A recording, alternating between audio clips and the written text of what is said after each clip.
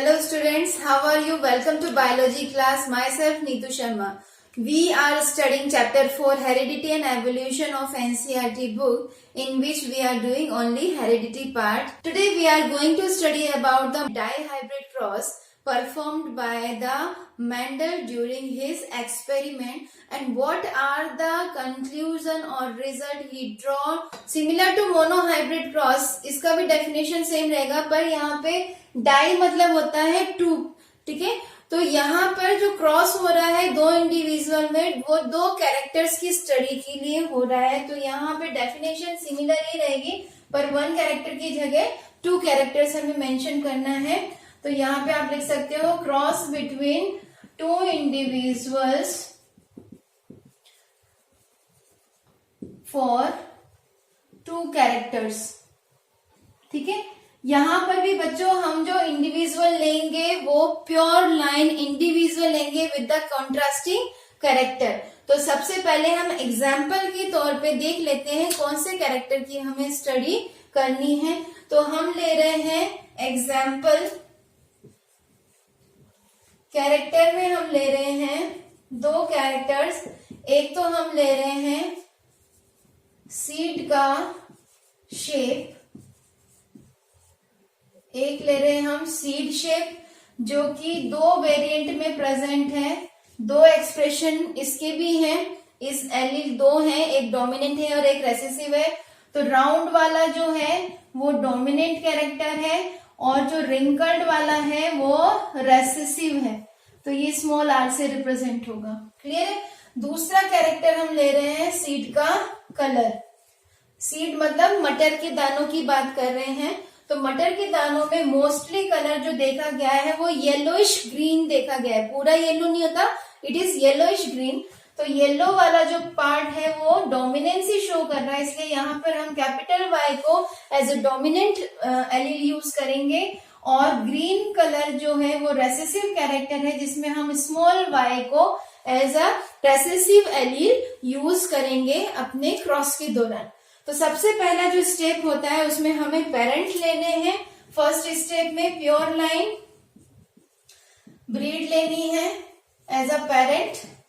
Pure line मतलब होता है होमोजाइगस कंडीशन वाले, ठीक है। प्योर लाइन मतलब होमोजाइगस वाले। तो यहाँ पर हमें दो प्लांट ऐसे चूज करने हैं जो कि राउंड एंड येलो हो। ये दोनों डोमिनेंट कैरेक्टर है।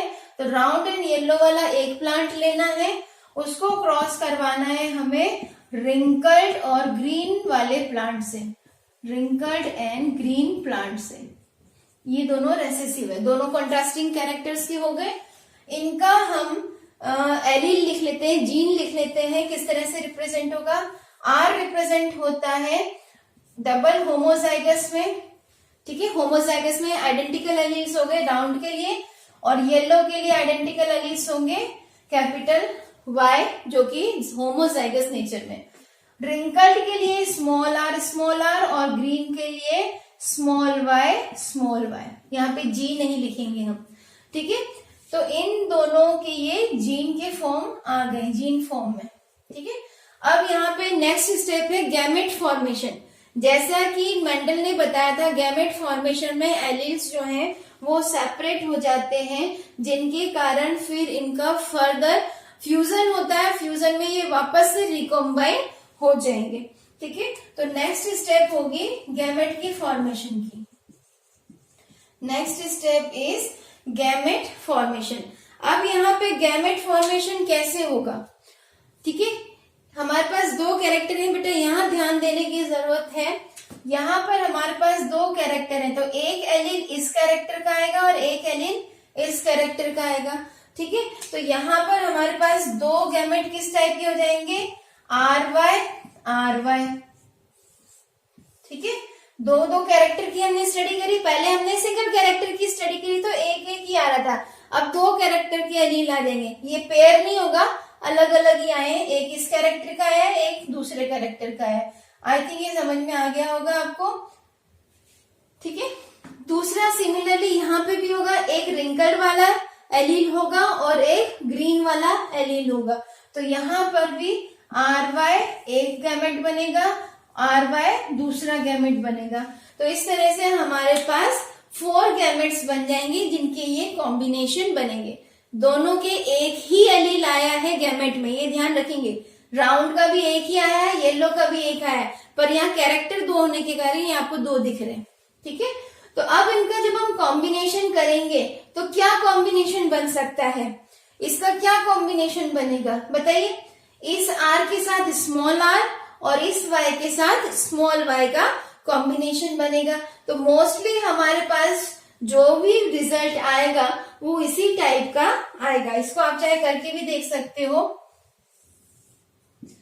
R small r Y small y, एक कॉम्बिनेशन ये हुआ। दूसरा क्या होगा, R small r Y capital small y, दूसरा भी सेम ही बन गया। तीसरा देखिए क्या बनेगा, capital R small r capital Y small y। हम एक कैरेक्टर को साथ में लिख रहे हैं, ये नहीं लिखेंगे पहले RY लिख दिया फिर स्मॉल y इस तरह से लिख दिया, ये नहीं लिखेंगे क्योंकि जो भी कैरेक्टर होगा वो साथ साथ ही रिप्रेजेंट होगा। तो ये कैरेक्टर एक हो गया, ये कैरेक्टर एक हो गया, तो हम इसको साथ साथ ही लिखेंगे, अलग अलग नहीं लिखेंगे। ठीक है, और हमेशा डोमिनेंट वाला पहले लिखा जाता है, रेसेसिव वाला बाद में लिखा जाता है। तो इसी मेथड को फॉलो करते हुए हम इसको लिखेंगे, इसका कैपिटल R फिर इसका स्मॉल r, इसका कैपिटल Y और इसका स्मॉल y। तो आप देख सकते हो हमारे पास जो हाइब्रिड आए हैं इसको हम कहते हैं third step of F1 generation. और यहाँ पर आप देख सकते हो सिमिलरली जो मोनोहाइब्रिड में आया था वैसे ही आ रहा है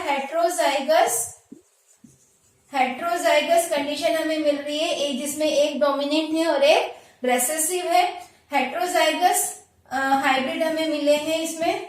और यहाँ पे जो रिजल्ट आएगा उसमें देखिए बेटा, R राउंड के लिए है कैपिटल और Y कैपिटल येलो के लिए, मतलब ये डोमिनेंट है। तो यहाँ पे भी R डोमिनेंट है, Y डोमिनेंट है, यहाँ पे भी R डोमिनेंट है, Y डोमिनेंट है, सभी में सेम स्ट्रक्चर है। इसका मतलब ये भी राउंड येलो होगा, रे भी राउंड येलो होगा, ये भी राउंड येलो होगा और ये भी राउंड येलो होगा। तो यहाँ जो हमें प्लांट मिलेगा वो कैसे नेचर का होगा, वो राउंड होगा और येलो होगा। फर्क इतना इसमें और इसमें ये फर्क है कि ये हेट्रोजाइगस है और ये होमोजाइगस कंडीशन का है। अब हम करेंगे इसकी नेक्स्ट स्टेप जो कि है F2 जनरेशन के लिए। तो कोई भी 2 हम हाइब्रिड ले लेंगे और उनके बीच में फिर क्रॉस कराएंगे जो कि F2 जनरेशन का होगा। अब क्योंकि यहाँ पर हमारे पास जो गैमेट फॉर्म होंगे इनका नंबर बहुत ज्यादा हो जाएगा, तो हम इनको इस तरह से क्रॉस शो नहीं करेंगे। यहाँ पर हम यूज करेंगे पुनेट स्क्वायर का, यहाँ पर हम यूज करेंगे पुनेट स्क्वायर का। और ये पुनेट स्क्वायर एक चेकर बोर्ड होता है, ठीक है, it is a kind of checker board. Checker board आपको पता होगा, चेस जैसे कॉलम होते हैं स्क्वायर शेप के, ठीक है। और ये किसने डिस्कवर किया था, डिस्कवर्ड बाय रेगिनेल्ड सी पुनेट, तो उन्हीं के नाम से ये बोर्ड पड़ा था। इसमें जो बॉक्सेस बीच में बनेंगे उसमें हम पता कर सकते हैं कि कितने कॉम्बिनेशन के हाइब्रिड फॉर्म होंगे। तो इन्होंने ये चेकर बॉक्स क्यों बनाया था, to find out number of hybrids, ठीक है, to find out number of hybrids. तो ये चेकर बॉक्स अब हम बनाएंगे और इन हाइब्रिड्स के गैमेट्स को हम उसमें लिखेंगे। अब हम देखते हैं कि इनका किस तरह से गैमेट फॉर्मेशन हो सकता है। तो हम एक हाइब्रिड ले लेते हैं और इसका गैमेट फॉर्मेशन देखते हैं। तो ये वाला जो एलील है इस कैरेक्टर का, ये एक बार इसके साथ कॉम्बिनेशन बनाएगा और एक बार इसके साथ कॉम्बिनेशन बनाएगा। तो पहला गैमेट बनेगा RY का, दूसरा गैमेट बनेगा R स्मॉल y का। क्लियर है बच्चों। अब दूसरे बार में क्या होगा, अब दूसरा R इस तरह, ये वाला R पहली बार इसके साथ बनाएगा और दूसरी बार इसके साथ बनाएगा। तो पर R वाला फीचर पहले है तो स्मॉल r कैपिटल Y, ये एक गैमेट बन जाएगा और दूसरा बनेगा स्मॉल r स्मॉल y। तो ये 4 गैमेट्स हमें एक हाइब्रिड के मिल जाएंगे। इसी तरह इसका भी बनेगा, तो हमारे पास दो सेट ऑफ गैमेट्स मिल जाएंगे, एक इसका और एक दूसरे हाइब्रिड का। तो यहाँ पर भी वही बनेगा, R Y, R small y capital Y, sorry small r capital Y, small r small y. तो ये 4 गैमेट्स हमें मिल जाएंगे। इसको हम यूज करेंगे अपने चेकर बॉक्स में। चेकर बॉक्स एक बॉक्स होता है जिसमें एक तरफ total number of gametes of female और दूसरी तरफ total number of gametes of male को रखा जाता है। उसके बीच के जो बॉक्सेस होते हैं वो बताते हैं हमें नंबर ऑफ हाइब्रिड्स। तो let's we draw a checker box. यहाँ देखिए कितने गैमेट्स है, 1 2 3 एंड 4। तो हमें इससे एक फालतू चेक बॉक्स लेना है, तो हमें टोटल 5 बॉक्स लेने पड़ेंगे, 1 2 3 4 एंड दिस इज 5। ठीक है, और सिमिलरली इस तरफ भी 1 2 3 4 एंड 5। तो हमारे पास इस तरह से 5x5 का एक बॉक्स मिल जाएगा। यहाँ पर आपको इस तरह का एक निशान लगाना है, यहाँ पर बनेगा प्लस साइन वाले, यहाँ पर बनेंगे नेगेटिव साइन वाले। दोनों के लगभग जो गैमेट्स हैं वो सेम है, तो आप लिख सकते हो यहाँ पर R Y, R Y, small r capital Y, small r small y. Similarly यहाँ पर भी दूसरे, क्योंकि सब सेम ही है तो सेम ही गैमेट बनेंगे, तो यहाँ पे भी आ जाएगा कैपिटल दोनों, capital R small r capital Y and small r small y. अब इनका कॉम्बिनेशन देखते हैं कैसे बनेगा। सबसे पहले इन दोनों का कॉम्बिनेशन क्या आएगा, कैपिटल आर कैपिटल वाई। इन दोनों का कॉम्बिनेशन से ये बन गया। अब इसका कॉम्बिनेशन इसके साथ होगा, सेकंड नंबर के साथ, तो कैपिटल आर वाई कैपिटल और एक स्मॉल कैपिटल वो स्मॉल वाई। ठीक है, यहाँ पे कैपिटल है तो कैपिटल आ गया, यहाँ पे स्मॉल है तो स्मॉल आ गया। अब यहाँ पर एक आर कैपिटल है, दूसरा आर स्मॉल है, एक वाई कैपिटल है, दूसरा भी कैपिटल है। यहाँ पे आर कैपिटल है, यहाँ पर आर स्मॉल है, यहाँ पर वाई कैपिटल है, यहाँ पर स्मॉल वाई है। थोड़ा सा इसको ध्यान से करना पड़ेगा। आर दोनों कैपिटल है, एक कैपिटल वाई है, यहाँ पर दूसरा स्मॉल वाई है। यहाँ दोनों आर कैपिटल है, दोनों वाई भी स्मॉल है। ठीक है, यहाँ पर आर एक कैपिटल है, यहाँ आर स्मॉल है, यहाँ वाई कैपिटल है, यहाँ वाई स्मॉल है। सिमिलरली यहाँ पर आर कैपिटल है, जो भी कैपिटल होगा वो पहले लिखना है, स्मॉल बाद में लिखना है, और कैरेक्टर्स को यहाँ पर साथ साथ लिखना है। ठीक है, यहाँ हमने गैमेट का फॉर्मेशन किया है, पर हम यहाँ पे हाइब्रिड का फॉर्मेशन कर रहे हैं, जिसमें गैमेट साथ साथ आएंगे एक ही कैरेक्टर के। तो यहाँ आर कैपिटल, ये वाला आर स्मॉल, ये दोनों वाई स्मॉल। ठीक है, अब यहाँ देखिए एक कैपिटल आर है, एक स्मॉल आर है, दोनों वाई कैपिटल है। तो इस तरह से आप ध्यान से करिएगा, एक आर कैपिटल, दूसरा आर स्मॉल, एक वाई कैपिटल, दूसरा वाई स्मॉल। अगेन दोनों आर स्मॉल, एक दोनों वाई कैपिटल। अब यहाँ पे दोनों आर स्मॉल है, एक वाई कैपिटल है, दूसरा वाई स्मॉल है। यहाँ पर भी एक आर कैपिटल, दूसरा आर स्मॉल, एक वाई कैपिटल, दूसरा वाई स्मॉल। यहाँ पर एक आर कैपिटल, दूसरा आर स्मॉल, दोनों वाई स्मॉल। यहाँ पर दोनों आर स्मॉल, एक वाई कैपिटल, एक वाई स्मॉल। यहाँ पर दोनों आर और दोनों वाई स्मॉल। क्लियर है? तो हमारे पास ये सब हाइब्रिड आ चुके हैं। अब यहाँ पर हम डोमिनेंट वाले हाइब्रिड को सेपरेट कर लेंगे। ठीक है, एक तो हमें मिलेगा होमोजाइगस डोमिनेंट और एक हमें मिलेगा हेट्रोजाइगस डोमिनेंट। तो यहाँ पे देखिए, अब मैं आपको बताते चल रही हूं कौन कौन से डोमिनेंट है, कौन कौन से डोमिनेंट है। डोमिनेंट का फैक्टर क्या होता है, राउंड, ठीक है, एंड येलो। राउंड भी हो, येलो, जिसमें आर भी कैपिटल हो और वाई भी कैपिटल हो। तो एक तो हमारे पास ये है, ठीक है, दूसरा हमारे पास ये है, तीसरा हमारे पास ये है जिसमें आर और वाई दोनों कैपिटल हमें मिल रहे हैं, चौथा ये है, पांचवा ये है। यहाँ पर वाई स्मॉल आ गया पर आर कैपिटल है तो हम इसको काउंट नहीं करेंगे क्योंकि हमें दोनों कैपिटल चाहिए। अब ये 6 नंबर का आ गया, दोनों कैपिटल है यहाँ पर, ये भी हम नहीं लेंगे क्योंकि दोनों कैपिटल नहीं है, ये दोनों ले लेंगे क्योंकि ये कैपिटल है 7 नंबर का, ये 8 नंबर का दोनों कैपिटल है यहाँ पे, इसमें भी दोनों कैपिटल नहीं है, इसमें भी दोनों कैपिटल नहीं है, इधर है दोनों कैपिटल, तो एक ये हो गया 9, ठीक है। बाकियों में दोनों चीज कैपिटल नहीं है। तो ये वाला जो कैरेक्टर है, ये कितने हाइब्रिड निकले हैं इसके निकले हैं टोटल 9 हाइब्रिड।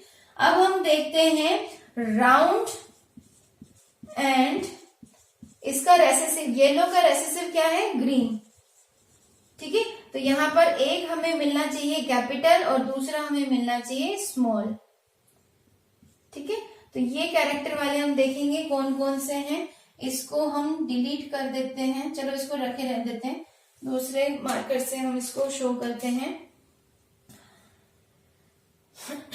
यहाँ पे कौन कौन सा हो सकता है, यहाँ ग्रीन है, इसका मतलब डोमिनेंट वाला नहीं आना चाहिए, डोमिनेंट होगा तो ग्रीन कैरेक्टर शो ही नहीं होगा, येलो वाला है तो ग्रीन वाला शो नहीं होगा। यहाँ पे मतलब दोनों वाई वाई की कंडीशन आनी चाहिए, दोनों कंडीशन कैसी होनी चाहिए रेसेसिव के लिए, होमोजाइगस वाई वाई की कंडीशन।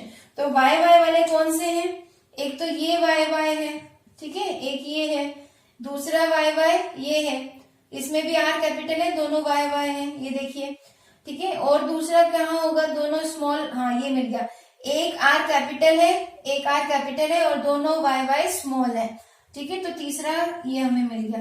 तो इसके कंडीशन के हमें कितने मिल गए, 3 मिल गए, ठीक है।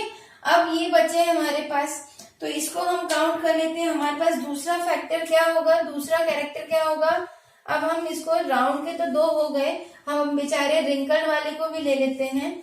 तो रिंकल्ड के साथ हमारे पास क्या होना चाहिए, डोमिनेंट वाला येलो होना चाहिए। तो रिंकल्ड हमेशा डबल आर से होगा, सिंगल आर काम नहीं करेगा, डबल आर वाला देखना है, साथ में हमें कैपिटल वाई वाला देखना है येलो के लिए। तो डबल आर और कैपिटल वाई हमें कहाँ कहाँ मिल रहा है, तो डबल आर कैपिटल वाई हमें एक यहाँ मिल गया, डबल आर कैपिटल वाई एक हमें यहाँ मिल गया, डबल आर कैपिटल वाई तीसरा हमें यहाँ मिल गया, यहाँ पर नहीं है। तो इसके भी हमें कितने नंबर मिले, 3। अब सिर्फ हमारे पास एक ये बचा हुआ है, इसका कैरेक्टर है रिंकल्ड एंड ग्रीन, ठीक है। इसमें हमारे पास डबल आर डबल वाई, ये वाला कैरेक्टर हमारे पास सिर्फ एक ही है। ये जो हमने कैरेक्टर स्टडी कर रहे हैं ये कहलाते हैं फिनोटाइप, ये कैरेक्टर क्या कहलाते हैं, फिनोटाइप। तो इनका रेशो क्या निकला, 9:3:3:1। यहाँ पे जो जीनोटाइप रेशो निकलेगा वो होगा 1:2:4:12, सॉरी 1:2:1:2:1। तो ये टोटल जीनोटाइप का रेशो निकलेगा। मतलब यहाँ पर कैसे कैसे जीनोटाइप है, होमोजाइगस, जैसे पूरा होमोजाइगस डोमिनेंट है, ये पूरा होमोजाइगस रेसेसिव है, फिर यहाँ पर एक होमोजाइगस है, ऐसे ही यहाँ पर भी है, 2 ये मिल गए आपको, ठीक है। वाई वाई आपको एक ये मिल गया, एक ये मिल गया, ये भी 2 ही हैं साथ में, तो ये 2 और 2 आ गए।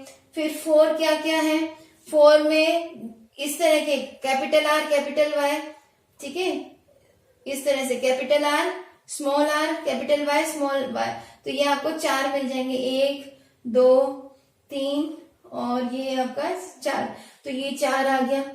डाइहाइब्रिड क्रॉस करने से मेंडल ने क्या कंक्लूजन निकाला, क्या रिजल्ट निकाला, उन्होंने इसको एक लॉ में बताया था।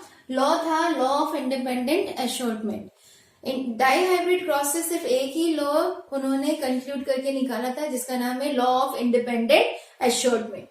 इसमें क्या मतलब है, एशॉर्टमेंट मतलब होता है सेग्रीगेट होना, सेपरेट होना, और इंडिपेंडेंट मतलब एक दूसरे के ऊपर डिपेंडेंट नहीं है। गैमेट फॉर्मेशन के दौरान जो एलील्स होते हैं एक जीन के, जो कि एक कैरेक्टर को रिप्रेजेंट करते हैं, वो सेपरेट हो जाते हैं, जो हमने प्रीवियस मोनोहाइब्रिड क्रॉस में भी देखा था। तो सेम यहाँ पे भी वही चीज होगी, पर यहाँ फर्क क्या है, यहाँ 2 डिफरेंट कैरेक्टर्स आ गए हैं, वहां सिर्फ एक ही कैरेक्टर था, यहाँ पे 2 डिफरेंट कैरेक्टर आ गए। तो दोनों डिफरेंट कैरेक्टर के जो एलील गैमेट में आएंगे वो एक दूसरे को इन्फ्लुएंस नहीं करेंगे, वो अपना अपना एक्सप्रेशन प्योरली देंगे, वो एक दूसरे के ऊपर डिपेंड नहीं होंगे। जैसे हमने देखा था कि जब हमने राउंड और येलो पेरेंट लिए थे, राउंड और येलो पेरेंट लिए थे, और दूसरे लिए थे हमने रिंकल्ड एंड ग्रीन पेरेंट। तो यहाँ पर हमारा जो जीन था जो इनको रिप्रेजेंट कर रहा था वो ये था टोटल, और इसका था ये वाला। पर जब इनका गैमेट फॉर्मेशन हुआ तो एक कैरेक्टर ये आया, एक कैरेक्टर ये आया, तो एक गैमेट बना ये, दूसरा कैरेक्टर ये है और ये वाला, तो दूसरे में ये आया। तो दोनों कैरेक्टर जब एलील के आए हैं गैमेट में, तो ये एक दूसरे पे डिपेंडेंट नहीं है, कि ऐसा नहीं है कि आर प्रेजेंट है तो ये येलो को सप्रेस कर देगा, इसको एक्सप्रेस नहीं होने देगा, या येलो वाला आर वाले को सप्रेस कर देगा। ये दोनों अपने आप को डोमिनेंट नेचर होने के कारण एक्सप्रेस कर सकते हैं, इनका एक दूसरे पे कोई डिपेंडेंसी नहीं है। यही कहलाता है लॉ ऑफ इंडिपेंडेंट एशोर्डमेंट, कि एक साथ अगर डिफरेंट कैरेक्टर्स के एलील गैमेट्स में आ रहे हैं, सेपरेट होके, सेग्रीगेट होके, एशोर्ड होके, तो वो एक दूसरे पे डिपेंडेंसी शो नहीं करेंगे, एक दूसरे से इंडिपेंडेंट रहेंगे, अपना अपना कैरेक्टर शो करेंगे। This law is termed as law of independent assortment. तो आई थिंक आपको यहाँ पर monohybrid cross, dihybrid cross और उनसे मिलने वाले मेंडल्स को जो रिजल्ट मिले हैं वो सब समझ में आ गया होगा। और अगर ये समझ में आ गया, आज का सेशन आपको अच्छा लगा हो तो प्लीज लाइक कीजिएगा।